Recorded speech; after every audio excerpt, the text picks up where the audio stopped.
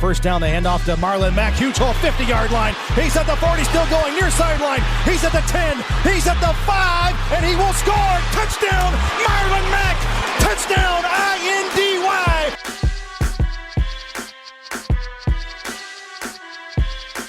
And again, it's picked up. It's Darius Leonard. Leonard with his second INT, and he's streaking down the near sideline. He's at the 40. He's at the 30. He's at the 20. He's going to go. A pick six for the Maniac. Horseshoe is back, baby. The horseshoe is back. What's going on, Colts Nation? Welcome back to another Bring the Juice Colts podcast. Thank you guys so much for tuning in. We're going to be doing our post-game recap of the Colts win over the Tennessee Titans. Your Colts win in big fashion, 34-17. Big win in primetime in Nashville. The Colts now take number one in the AFC South. They are the leaders at this moment in time. So, Cody, man, there's a lot to dissect from this game. There is certainly quite a bit to really talk about. But let's start with this before we even get into the offense or the defense or special teams. I want to hear your thoughts on the play calling of today from Eberflus. What did you think of Frank Reich's play calling in all of the game? I know that there's some stuff that I definitely will say, but overall, what did you think of the concept that the team was able to do today? Yeah, I mean, overall, great team win in all three facets. We'll talk about all three elements that they brought. Yeah, in terms of play calling, I thought that Eberflus and this defense kind of struggled a little bit in the first half, and they really tightened up in the second half. And I kept saying that, and I'm like, oh, man, that's the Titans thing. I can't really say that, but just kind of said we tightened up. They didn't. So was happy with the adjustments that he made in the second half. Derek Henry's just Derek Henry, and he's freaking impossible to tackle. So, I don't give him too much crap. But, yeah, Derek Henry definitely had a good day, over 100 yards. But, I felt like, especially, against the pass, Tennessee has two really good receivers and a really good tight end. I felt like the Colts held them in check pretty well all day. In the first quarter, in the first half, they beat you a little bit. But I really felt like the Colts did really, really a good job overall containing them. And as far as the offense goes, Frank Reich still has his warts, still has things I disagree with him on. You think about that, some of those fourth downs that he went for. I don't mind it, I guess, down where you're at, but some of the play calling still has me scratching my head. What was the point of that? I think of that fourth down, and fortunately the defense saved you and kept the momentum going. Yeah. But I think of that fourth down near the goal line, when you throw to Jordan Wilkins of all your running backs. Why do you have him in the game at that point? I was frustrated. I was doing the stream, and I was just like, literally any of your other running backs make more sense to Jordan Wilkins in that situation. Yep. And Wilkins did, he didn't do good, but in terms of that play. So I was just frustrated and really kind of confused by that. There's still some predictable play calling, running the ball on second and long and not really getting a whole lot. Fortunately, we'll talk about some players, but the Colts were able to run the ball a little bit better, which helped you out. But there's still some predictable play calling, some stuff that had me scratching my head a little bit. Why do you call that play in that situation, or why do you have that player in that position in that certain situation? So there was just different things with Frank Reich that I still have a beef with him, and I'm still disagreeing with him and thinking this just isn't the way I think you should be running it. And again, he's obviously the head coach and an offensive guru for a reason, but there's still some things that make me scratch my head. Didn't we try this and it epically failed, a couple weeks ago? Why are we doing this again? But, overall, I felt like it was a pretty clean game from Reich. It was probably, out of the last couple games, his best play calling in certain situations. There's still a few things, like I said, but overall, I'd give him probably a solid B for Frank Reich. Matt Eberflus definitely gets a high B or a low A, especially in that second half. So that's kind of my thoughts on the coaching staff, play calling, and stuff of that nature. Yeah, Eberflus did a really good job especially after the first half, of making adjustments. Obviously, that defense gave up no points in the second half. You're going to win games if you're shutting people out in the second half, especially when you're that close. And, Frank Reich, yeah, there were a couple play calls that I wouldn't say a lot. There was a couple, AKA the deciding. I tweeted about this. How many times do we have to run the ball up the middle before Frank Reich realizes that it's not going to work? How many times, especially on 4th and 1? it's crazy that we can run the ball 3rd and 1, 4th and 1, the same play twice, and yet somehow don't get it both times. Yeah. Again, it's incredible how bad this team is at running the ball right up the gut. There were only a few times that we're able to make it work. And like you said, the Jordan Wilkins throw, of anyone on the team that you could have thrown that route to, Nyheim Hines, Michael Pittman, T.Y. Hilton, or Jonathan Taylor. But yet the one person you decide to do it is the one running back that doesn't know how to run a slant, and that's Jordan Wilkins. Like, why? Why? There was like a play that said, why in the hell did you decide to do that? Like, again, it's just head scratchers that make me so pissed at Frank Reich for making that formation. But at the same time, all of this being considered, I really liked the game plan that the Colts came out with. They didn't really try to go with their motto of running the ball. They actually ran a ton of 5 wideouts or 4 wideouts and moved the running back into the backfield. I liked it. And they were running like a kind of quick huddle. They weren't running it. It wasn't a no huddle, but it was a quick huddle. They were trying to get formations going faster. And I thought it kept Tennessee really off balance. And obviously they were able to hit most of the guys in the zone. I mean, it was incredible that it just worked. It worked all game. There was no stopping it. Only us stopped us. That's it. We were the only reason that the Titans were able to stop us all night long. So, I mean, again, I give credit to Frank Reich. They came up with a good game plan. They executed it well. There's just a couple times where they ran a couple plays that were just like, man, what the hell was that? But, you know, that's what we kind of expect from the Colts from a little bit. But nevertheless, it did work out. And let's look at this offense here, man. We got to get into some of these stats here real quick. First thing we got to start with is old man Phillip Rivers. I mean, this guy was phenomenal again today. 73% completion percentage, 308 yards, 1 touchdown. Obviously had a bunch more opportunities that he could have hit a touchdown, but just didn't work that way. Was only sacked once today and had a QBR of 76 with a passer rating of 106. So, I mean, again, for me, Cody, this is the kind of performance that if Phillip Rivers is able to have every game, if he's able to have this kind of performance every week, this team is capable of beating anyone, because he felt like a really good game general. He just felt like he knew how to dissect the defense everywhere it was going. He was accurate. He was taking care of the football and was getting the ball out quick to the right receivers. I mean, he only really had one bonehead throw, and that was the one to Marcus Johnson. Thankfully, Malcolm Butler was out of bounds and didn't intercept it. Almost reminded me of Carson Wentz a couple weeks ago against the Giants. But nevertheless, I mean, how'd you feel about Phillip Rivers? I mean, it was a good game for him. It was. And it's funny because it feels like every time Phillip Rivers has what we could say a bad game, you know, people come out in droves saying Phillip Rivers is the worst quarterback, the worst signing. We need to bench him right away. And then he comes out and he proves, okay, maybe I have a little bit left in my tank. And I liked what I saw from Phillip Rivers. You mentioned he was accurate today, or I guess whenever this will be coming out tomorrow. We're recording it the night of. He was accurate, you know, 308 yards. I don't expect that every single game in and game out from the yardage standpoint. But, you know, he 1 touchdown, and the biggest thing, no interceptions. And, you know, beyond that one thing, that one play you talked about to Malcolm Butler that was out of bounds, I felt like he did a really, really solid job of not giving defenders any chances to intercept it. He took care of the football, which is exactly what you signed him to do.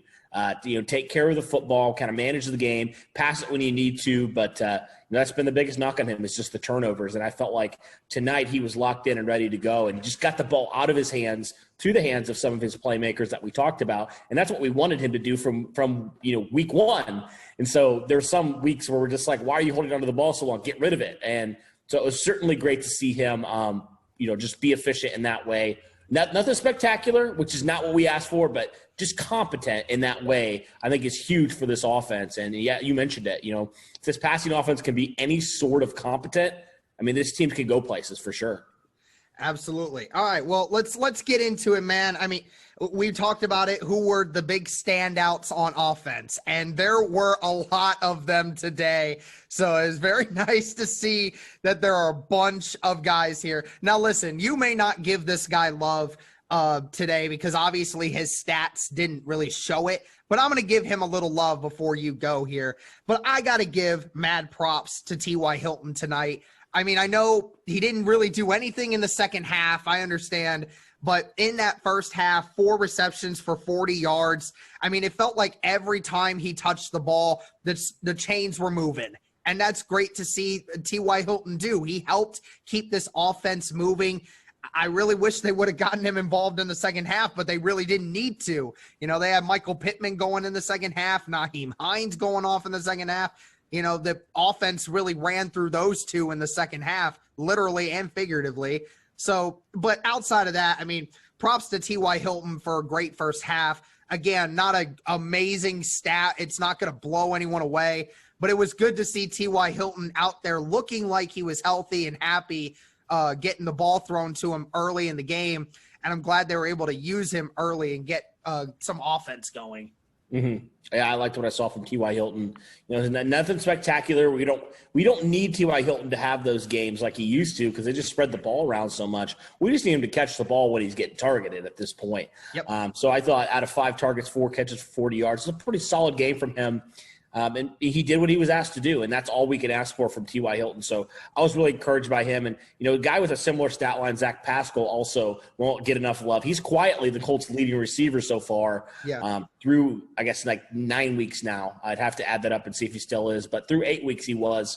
And I just love what he brings from a consistency standpoint. It seems like there's a couple times per game where Zach Pascal just makes a key catch down the sideline. Yeah. And just he's just such a solid player. He's never going to blow the top off of defense, but he's just so solid in certain ways. And I just love what he can provide for this offense as just a reliable, you know, number 4 receiver or whatever it is. I really like him as well. I think he deserves a lot of credit because he's just been such a solid player ever since the Colts signed him a couple of years ago and brought him onto the squad.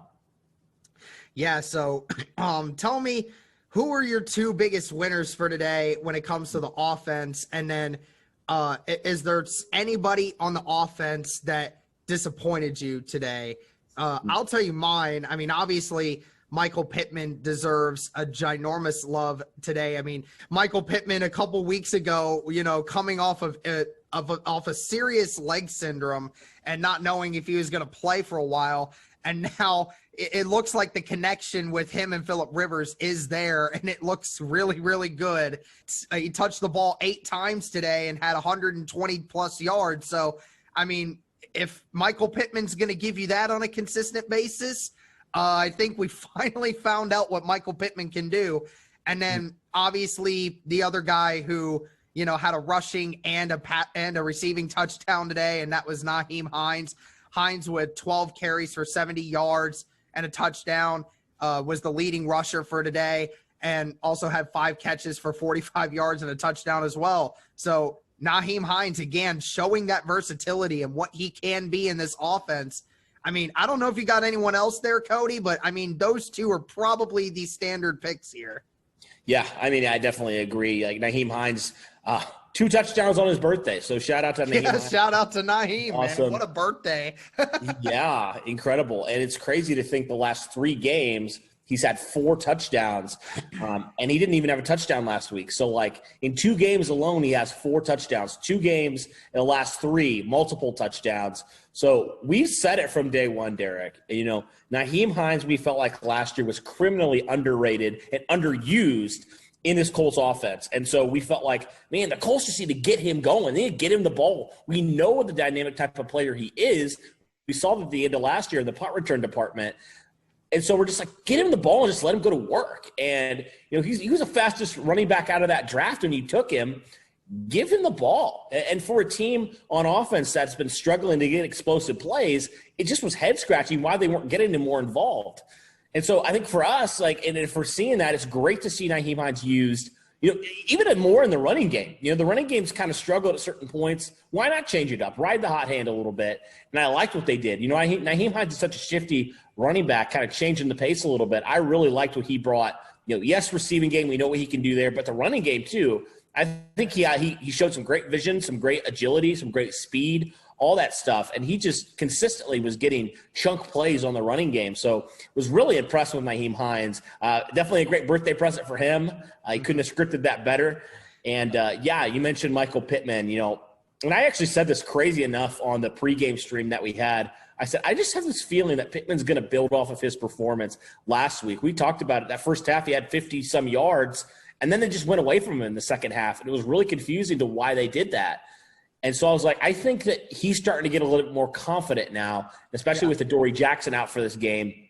I felt like, okay, maybe this is his chance, especially with T.Y. Hilton being back, maybe drawing some double teams and stuff of that nature. Pittman can have an opportunity to shine, and he really did, man. He was fantastic. His first 100-yard game also had that, you know, that you mentioned that 21-yard end-around play that was really good. He was a little bit faster than I thought he was for how big he was. I think a lot of people are surprised that, you know, a 6'5", 230-pound guy can run the way he did. I mean, you know, he almost outran Trey Burton to the block on that sweep. So, I mean, people were surprised by Pittman's ability to run out there, man. He looked really good, man. He definitely didn't look like a guy that 2 weeks ago was coming off of IR. He looks like he's been in the system for a while. Isn't it incredible how 1 week can shift the perspective of fans? Remember, there's been fans this entire season that have said Ballard does not know how to draft wide receivers. I've heard that all over. Oh yeah, there's been people that have been saying a lot of things that Ballard is incapable of doing. Yeah, well, I was just like, literally be patient with Pittman. He had a freak injury. It happens. He's getting used to this offense. Just give him a chance. And these last 2 weeks, he's been nothing short of spectacular, especially against the Titans. You know, over 100 yards receiving his first game doing that, and you know, he had a 40-yard reception. That was his long. And so he's a possession receiver, but he's got some speed to him. He's got some juice to him. So I really liked what I saw from him as well in their, you know, running and receiving department. And he's also, you know, phenomenal blocker, probably the best blocker on this team. So he can kind of do it all for you. And I really like that in Michael Pittman. Young player, he's still learning. And this was definitely well worth. We were waiting, Derek, for a breakout game from Michael Pittman. Yep. What better time to do it than on primetime TV for the division lead? Michael Pittman shows out and gives Colts fans a little bit more hope. You know, we've been so unfortunate with our wide receivers, the injuries, and just the lack of production for a decade. Besides T.Y. Hilton, it's been horrible. It really has. It's been hell. Yeah. So it's great to see a young player, a bright player like Michael Pittman finally show what he can do. So I am so encouraged from what he can do, and I'm so excited to see how he can continue to build onto this. You know, we projected maybe he could be the number 2 receiver. I mean, if you don't re-sign T.Y. Hilton, maybe he's your number 1 receiver next year. I mean, maybe it's a little early to say that, but he certainly showed some really good progress tonight. Yeah, so, I mean, offense had a really solid day. Obviously, Phillip Rivers for 300 yards, and, you know, the rushing attack here, 4.5 yards on average per carry today.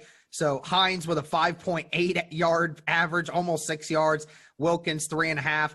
So are you concerned at all about Jonathan Taylor after this game? I mean, obviously 7 rushes for 12 yards, and obviously didn't really get much of a chance to run the ball too much today. But, you know, he also had 2 catches for 25 yards today. So he was used a little bit in the passing game, and he certainly had some moments there where he ran over some guys and he made some plays. I mean, he ran over, I don't know who it was. I think it was Armani Hooker. I think that's the name. Armani Hooker. Yeah, he ran over him. And then Malcolm Butler comes in and literally punches him, trying to knock that ball out, and almost punches him in the face. But, Jonathan Taylor, again, just had some really good plays in the passing game. I saw the fans on Twitter saying that, you know, Jonathan Taylor has been a no factor to any resolve at all this season.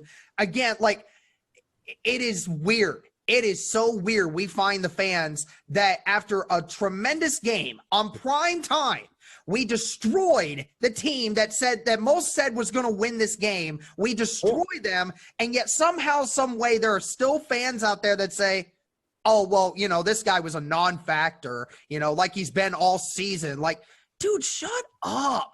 Can you not just enjoy the fact that we just destroyed our division rival on primetime TV? Yeah. not just enjoy that? But like, Right. okay, so back to the question, like, are you concerned at all? Or are you still thinking, oh, well, it's still him being a rookie and they're just riding the hot hand right now? I mean, I think, hot hand for sure.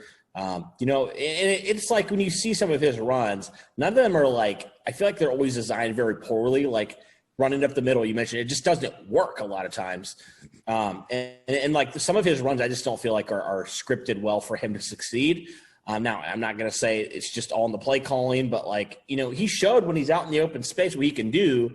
He showed why you drafted him. I mean, he can plow through guys. He's a powerful back. So I'm not that concerned with him, quite honestly. I mean, you have other guys that you don't have to like freak out if he's not, performing maybe the way you hoped he would early on. I think it's fine to have patience. He's a rookie after all. You can have some patience with this guy. He hasn't had a full off season to do stuff and to be on this roster. And so that doesn't look pretty, but like he still showed a couple things in the passing game. And the Colts like to do that running back by committee. So I'm not really that nervous about it at this point because you have to have patience with some of these guys. Mentioned Pittman. You have to have patience with him. Even like Tyquan Lewis is an extreme example, but like sometimes these guys just need to take some time to grow and to mature. And so I'm not super concerned yet. He's a rookie. He can learn. If if this is it in a couple of years, if he looks the same way, maybe a little bit more concerned. But it's freaking his rookie year. So I'm not going to go to those extremes. I think that's reckless. I said, please stop asking for immediate impact. Every single fan seems to want every player immediately when they come in to immediately jump off the screen. Stop that. Stop thinking that way. It's not going to happen. Not every player turns out like Darius Leonard. It's not going to happen. Stop it. Just stop it. All right. We've said enough about this offense and what they've been able to do. Did a really good job today. And also in the second half, the Colts scored 21 unanswered points. And obviously we go now to the defense where this is now, I don't know how many times in a row that the Colts have held a quarterback to under 200 yards. Has there been a quarterback this season that's thrown for over 200 yards on us? Baker was one, right? And same with Matt. Yeah. But did anyone else? I don't know if anyone else has. Baker has and Stafford has, but Baker? Okay. Yeah, I think Baker threw for like 220, I believe. Gotcha. Okay. But anyway, Ryan Tannehill threw for 62% today, 147 yards, 1 touchdown, was only sacked once today, and that was obviously at the hands of Danico Autry. But the QBR was a 45.5 and QB rating at an 83.5. So obviously the passing game, not very good for Tannehill today. And then obviously in Tennessee, 43 games have gone by, Cody, where only 2 times have the Colts allowed a 100-yard rusher on their team. Do you know who holds both of those records? That is Derrick Henry. Only Derrick Henry in the last basically 3-4 years that the Colts have been playing football have been able to get 100 yards. Basically since Ballard took over, only 2 times has a running back gone for over 100 yards, or any player gone for 100 yards when it comes to rushing. And Derrick Henry holds both of those. 19 carries for 103 yards.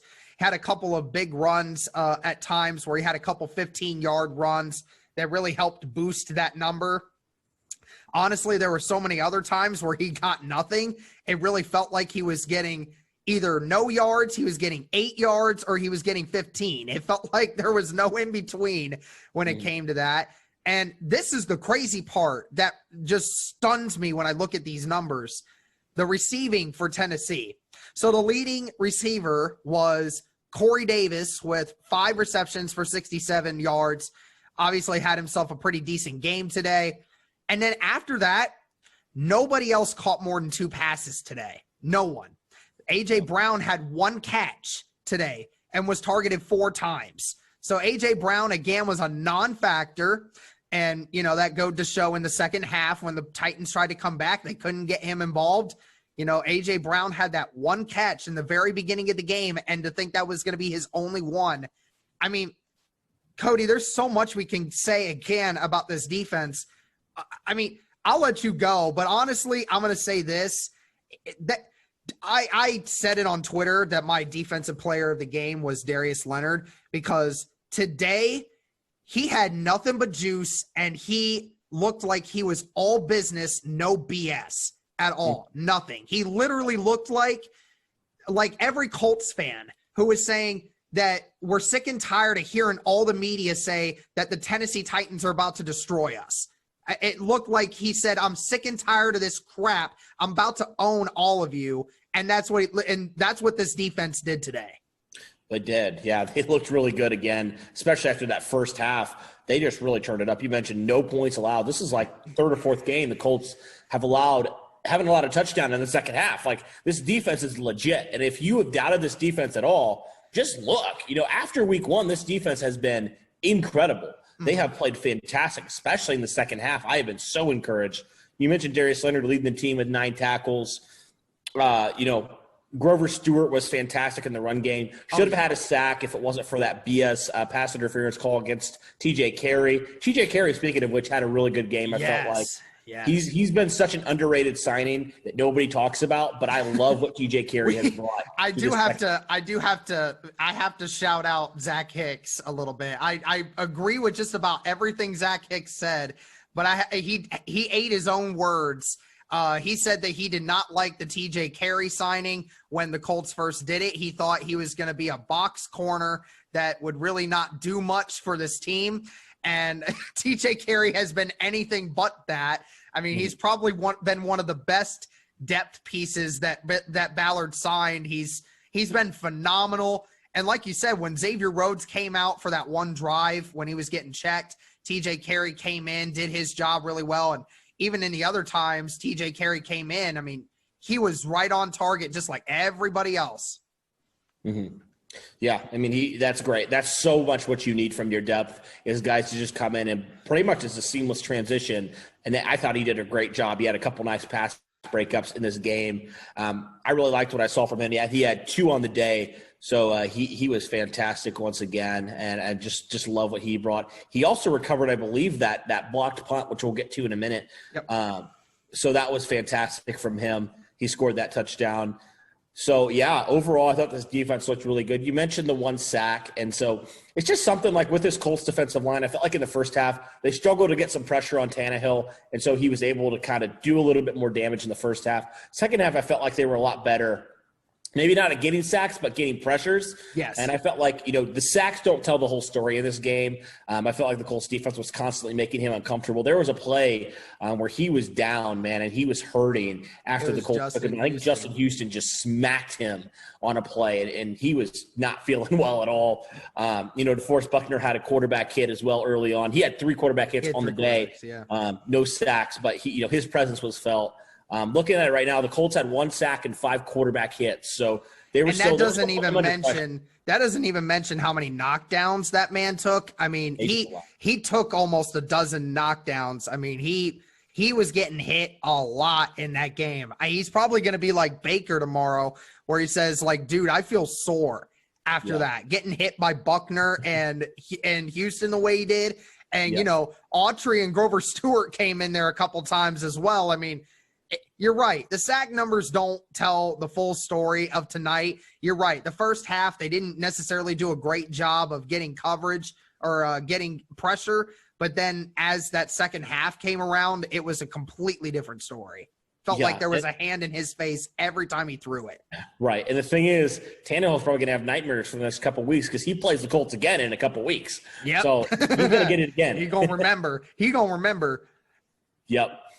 Yeah, so defense looked good overall. I felt like Tyquan Lewis made some nice plays. He had 2 tackles for loss. He continues a really good play so far. So overall, I felt like the Colts did really good. 5 tackles for loss in this game were just phenomenal. And I felt like, part of the reason why there was not a ton of sacks was because I felt like Tannehill just didn't throw it a ton. They just ran it so much. He only threw it, 27 times today. Remember, in the first half, he only through 3 quarters, he only for the first 2.5 quarters, he only threw the ball like 15 times at the most. Yeah. So you're right. They really didn't throw the ball that much. So you're right. They they threw it only about half of what Rivers did tonight. So, I mean, you're right. They try to run the ball, and they were able to do it effectively on a couple drives, but, those drives ultimately stalled. And, I mean, this team, Darius Leonard, we obviously know what he brings. That dude's phenomenal. Kari Willis had a couple really good hits, especially that one on that third down on the outside edge when he beat the block. Yes. I was so mad at Kari Willis. I thought he gave Xavier Rhodes a concussion from that hit on the second play. I was mad at him there for a minute, but thank God Rhodes came back in, thankfully. Like you said, Buckner getting pretty good pressure in the second half as well. And the funny thing was that play on the second drive where A.J. Brown dropped that Hail Mary where it would have been a touchdown, Buckner was the one that hit Tannehill as he fell. So, Buckner was in there. Zach said that he's milliseconds away from having like 13 or 14 sacks this year. That man is so close so many times. And like you said, Grover Stewart, my God, another amazing performance by him. Just nobody could get through him. Anthony Walker had himself a decent game. Bobby Okereke was good in coverage.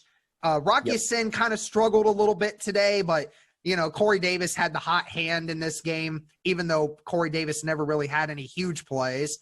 Blackman was another one. That hit that he had on Derrick Henry where he exploded past the line and made that tackle. Oh, man, that is why you signed Julian Black. That's why you drafted Julian Blackman, for that exact reason, to be able to make plays like that. Yeah. And you're right. Danico Autry had himself a pretty fine game. Tyquan Lewis as well. A couple other guys came in there. One guy I really loved seeing was Tavon Wilson at the end. He was up and down the sideline all game cheering on the offense and the defense. And then he finally gets in on the first one of the last plays of the game, and then just destroys whoever that backup, or it was Deontay Foreman, I think, Freeman or whatever his last name was. Yeah. And he destroyed him at the line, and I loved it. He was so amped. I loved that. It was great that the Colts felt that way. So apparently Kenny Moore's got to have an MRI on his rib. Says he has something going on there. They don't think it's serious, but they're checking it just to be sure. I don't recall ever seeing him get injured. Yeah, I don't either. But I heard about the injury like late in the game, so we'll see. Fortunately, he has more than a week to recover from this, so hopefully he just rests up and gets healed, especially if it's minor, which hopefully it is. That would be huge for Kenny Moore to get back into action against Aaron Rodgers and company when they come to town here soon. That's going to be big. But yeah, and also I thought Xavier Rhodes, we always talk of him, when you talk about corners, rarely I feel like do a lot of people talk about how good they are at tackling. I felt like Xavier Rhodes had some nice plays against the run. And he's a bigger corner, so you got to think he can tackle, and he definitely can.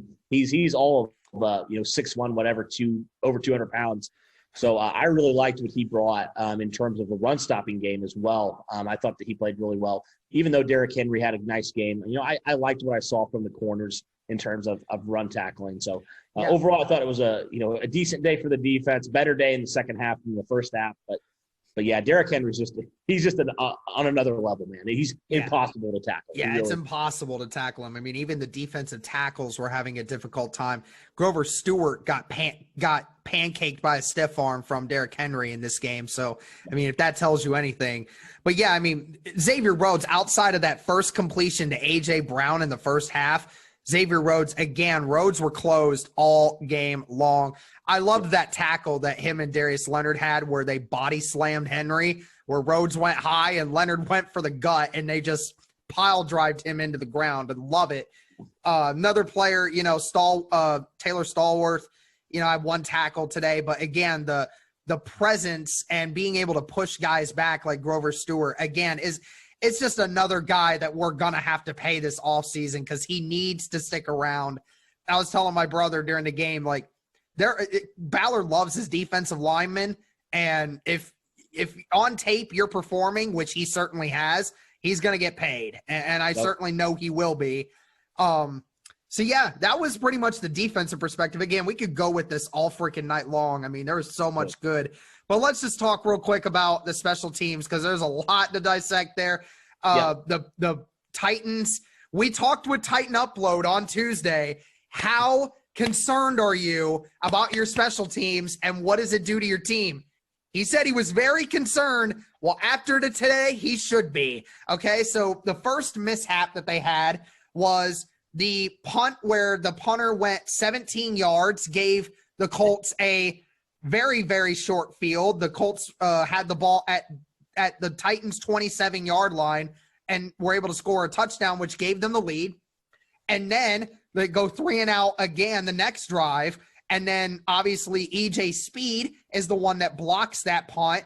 And it was funny, too, because my brother during the game, earlier in the game said, oh, he's going to be a special teams player for the rest of his life, isn't he? And it's funny, too, because then he blocks the punt later. I was like, he's a special teams player, you say. And then he blocked that one. And then, like you said, TJ Carey's the one that picked it up, scooped it for a touchdown. And then the next drive following, Gostkowski decides to miss the field goal. So what else is new there, right? So, so that was the Tennessee mishaps. And then obviously the couple good things that happened with the Colts. And then Blankenship again went 4 for 4 for extra points today, 2 for 2 with a long of a 43. So Blankenship with a perfect day today. I mean, Cody, the special teams unit can't get much better than this, what they got today, could it? No, they couldn't. And, special teams, man, that matters. We've talked about this on the podcast.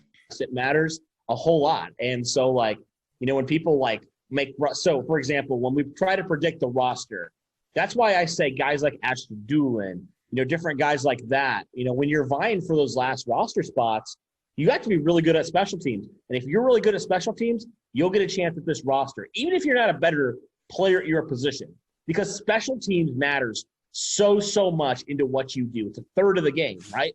It matters in what you do. We see here clearly, we saw it so many times last year where special teams cost the Colts games. We talked about that with Titan Upload too. It cost a game so many times. And now to have special teams, I wouldn't say they were the main factor into winning this game, but they certainly played their 1/3 part. They really did. And I felt like they played really flawless throughout. They set the tone in the second half. They set the tone in the second half. Oh, yeah. And, that's huge. That block punt, it just changed everything. It took away any sliver of hope the Titans had. Mm-hmm. I really felt like it did. And then Gostkowski was just – that miss was just – that miss was like, it's done at that point. Yeah. I remember when I was on the stream, I said, all right, Gostkowski, you already made one. You don't want to make this one. I promise you. You don't want to make it. You're trash. And he missed it. And I was like, yes! That was amazing. So it's great to see former Patriots struggling too. I'll take that all day long. So overall, it was wonderful performance from the special teams. I really don't have any nitpicks. I thought they all played pretty well. Was really encouraged with everything. You mentioned from Blankenship to Sanchez to the returners. I mean, everybody, I felt like, helped this team out and helped this team secure this big primetime victory. So super encouraged by the special teams. One of the best in the league, and they show it again. So again, guys, Colts beat the Tennessee Titans 34-17. And probably the biggest matchup for the Colts this season, and probably for the Titans as well. And the Colts take advantage of the short week. The Colts will face them again in 10 days. So the Colts and the Titans get a chance to heal up a little bit, hopefully for their next opponent. So let me ask you this here, Cody, because there's a weird thing here. And I said 10 days. It's actually 17 days. I apologize. Somebody will get me on that. But anyway, so let's talk about two things here before we end this. I'll talk about the fact that this was prime time and how important this was. But, I mean, I hate to sound like this because then it sounds like I'm making excuses. But, oh, my God, it was bad.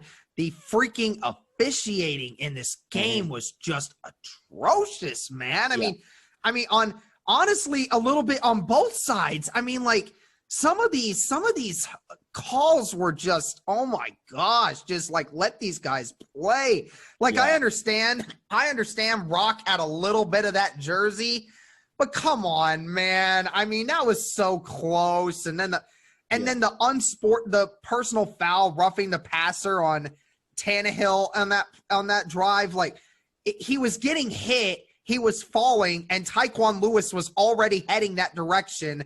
Lewis wasn't trying to hit Tannehill. And I mean, honestly, dude, that drive is what I thought might screw us in the end because we had 4 penalties on that drive. 4 out of our 5 penalties in the first half came on that drive alone. It started with Darius Leonard, and then it was the flag on Rock, and then it was the flag for the personal foul, and then there was a hold or something in the end zone again out of nowhere that happened on TJ Carey, and I was like, oh my gosh, just give them the points already. Like, Jesus, like how many more do you need?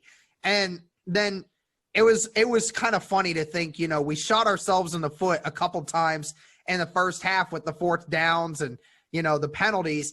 And then it's funny to see Tennessee, kind of do that same thing in the second half. The roles switched. The only difference is we scored more points off of their mistakes than theirs. So, right. I mean, how was your take on the officiating, man? That was atrocious for me. There were some really bad calls for sure. I think there was just some dumb plays by the Colts, though. Like, there were some of them I was like, okay, that's just a penalty. Like, there were some dumb plays. The one that gets me, though, that just bothers me still is the one where Grover Stewart had a sack, and Tyquan Lewis was being held, too. And they call a hold on the defense. For phantom call. Like, TJ Carey wasn't holding. There was no holding. Yeah, there was no holding whatsoever. Yeah, and I don't want to complain. Like, it's over. We won. But, that was bad. That was so bad. I was like, you literally just gave them momentum. Like, we had them stopped. We had them pushed back. And you didn't call the blatant holding against Tyquan Lewis, but you call that? Like, that's so terrible. But that was the big one that I noticed. And then obviously when Darius Leonard was chasing Tannehill out of bounds, that's just kind of momentum, I feel like. Like, you can't really slow down at that point. It's just some silly stuff where it's like, that's kind of – that happens, like, with the game. Like, if you're both going full speed, sometimes it's hard to just slow down. Yeah, I mean, Darius should have, tried to just take his hands off and just run away. But, that's not the first time we've had an issue with Darius Leonard doing that. He obviously did that a couple times against Pittsburgh last year. That really screwed us in a couple of ways. But I am surprised that nobody tried to fight Leonard after that. I mean, there was a couple guys that ran to the Colts sideline to check on Tannehill, but ended up fighting guys on the sidelines versus fighting somebody and Leonard. Like, I mean, why are you guys not fighting Leonard? Leonard's the one that threw your quarterback out of bounds. But I mean, yeah, that was bad. But, I mean, like I said, again, Colts messed themselves up in the first half of those penalties, and obviously the 4th down misses. But then, thankfully, Titans made a lot of mistakes in the second half. And, I want to get back to the fact that this is prime time and what this says about the Indianapolis Colts. The majority of people going on and saying, oh, Tennessee's going to win this because, they're the far superior team when it comes to being offensively. I mean, I feel like all the questions that needed to be answered in front of the national media were finally answered, where we reminded people this defense is the best defense in the NFL. There is not another defense that is better than ours. Ours is exactly what you want in an NFL defense right now. And, I mean, this offense showed it is capable of moving the ball down the field. Again, outside of the 4th down woos that we had in the first half, we only punted once, and that was towards the end of the game. Other than that, we were moving down. Even in the 4th downs where we screwed ourselves, we were inside the 25-yard line on both. Like, we moved down the field almost every single drive. The offense was moving very, very seamlessly. And the special teams, again, our special teams unit winning games for us at this moment in time. I don't know how many other units can say that. I mean, how important was this, not only for the standings, because we all know that the Colts are going to try to take full advantage of what's happening now, but, how important was it to show people, like the general public, that this Colts team is for real. These people who said, oh, Tennessee's going to win because, they've been the spotlight of everything, but just got blown out by a rival team. And I agree with DeForest Buckner. I think we need more primetime games after this. Oh, yeah. The Colts have been disrespected in primetime. Even on primetime, it's been like a crazy percentage that have been away as opposed to home. And it's just like, it's so crazy the disrespect that they have. Like, and it's without Andrew Luck, I get it, but like, I think it was huge for the Colts to prove like, hey, we may not have like a star quarterback like Mahomes. We may not be the Cowboys, in terms of like people knowing us, but like we're a legit team. We deserve to be on primetime. We're going to be a playoff contender year in and year out for the next decade. Like, we deserve some recognition, and I love it, man. I definitely think that, and hopefully, after seeing that, those NFL analysts, people who get paid to make decisions, all going with the Titans, I mean, it should be a wake-up call to the league a little bit. Like, the Colts are for real. They really are. They're going to be a team that's going to, even if they don't beat you, they're going to hit you, and you're going to know you played the Colts. And I love that about this team. And so I think it's huge, man. I hopefully some national media takes some recognition. Let me remind you, the last 2 primetime games the Colts have had, they have been underdogs. They haven't been favored. I'm talking about the Kansas City game last year. Mm-hmm. And they have gone out and they have beaten the team soundly twice in a row. Yep. So maybe it's time to give them a little bit more recognition for a solid football team and for a team that deserves more recognition, deserves more primetime games. I really think they should. It's laughable how little recognition they get at this point. Yeah. It's like here's the thing about primetime games, okay? Here's the thing about primetime games. It's all about getting the best audience that you can to watch those games, especially on a Thursday night game when you have the least audience when it comes to these games. You want to get the best option possible for that. Nobody wants to go watch the Jaguars versus the Jets. Nobody wants to watch that crap, okay?